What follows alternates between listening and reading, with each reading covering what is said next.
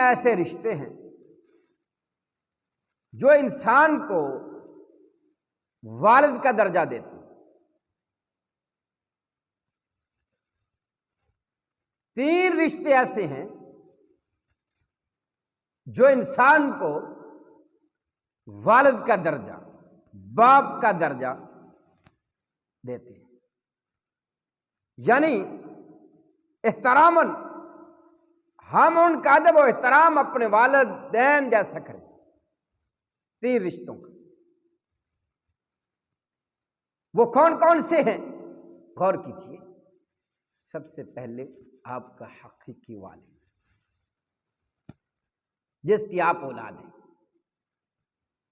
2 اور ہیں، وہ کون سی؟ ایک آپ کا سسر، آپ کا سسر جس نے اپنی بیٹی 20 سال، 18 سال، 22 سال، 25 سال، 30 سال اتنا عرصہ اپنے پاس رکھی، پڑھائی لکھائی، تربیت کی، اسلام بتایا، بتانے کے بعد پھر وہ اس نے آپ کے نکاح میں دے دی، جو آپ کا خیال کرتی، آپ کا ادب کرتی، آپ کا احترام کرتی۔ یہ جو آپ کا سسر ہے، یہ بھی ادب و احترام میں آپ کے والد کے برابر ہے۔ اس کا ادب کیا کرو، احترام کیا کرو۔ خدا کی قسم میں نے دیکھا ہے لوگ اپنے سسر کا احترام نہیں کرتے۔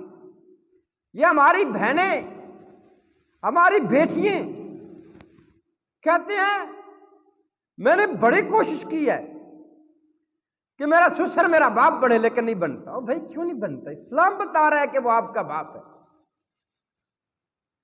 اسلام بتا رہا ہے کہ وہ آپ کا باپ۔ پھر اللہ اکبر کہتے ہیں لو جی بیٹی دی ہے تو پھر کیا ہو گیا؟ بیٹی دی ہے نا، اب میں اس کو باپ بنا لوں؟ بھائی اسلام بتا رہا ہے ہمیں کہ وہ آپ کے والد کے درجہ کے برابر ہے، ان کا ادب احترام کیا کر جس طرح اپنے والد کا کرتا ہے۔ تیسرا شخص وہ ہے، تیسرا انسان وہ ہے جس نے آپ کو تعلیم دی، جس کو آپ اپنا استاد مانتے، وہ بھی درجے کے لحاظ سے، احترام کے لحاظ سے، ادب کے لحاظ سے آپ کے والد صاحب کے برابر ہے، آپ کے باپ کے برابر ہے۔ میرا زندگی کا تجربہ ہے، جن لوگوں نے اپنے استاد کا ادب نہیں کیا، احترام نہیں کیا، پھر وہ دنیا نے ذہین بڑے تھے، قابل بڑے تھے، بڑا نام نکلنے والا تھا، لیکن بدقسمتی سے وہ اپنے استاد کا وہ فرما بردار نہ تھا، گستاخ تھا، اس وجہ سے وہ پیچھے رہتا